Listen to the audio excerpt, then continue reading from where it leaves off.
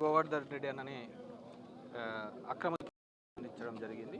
ఆయన్ను చూసి ఆయన ఎందుకు ఈ విధంగా అంటే పెట్టిన మరిన్ని కేసులు కూడా ఈ విధంగా దొంగ పెడుతున్నారు. ఒక కొత్త సాంప్రదాయాన్ని ఈరోజు ఆంధ్రప్రదేశ్ రాష్ట్రంలో తీసుకొని మామూలుగా మేమేదన్నా ఆవేశపడతా అంటే ఎందుకు లేరామో ఆగండి ఊరికి ఇవన్నీ పోతా అంటే ఇవన్నీ అని అనేవాళ్ళు.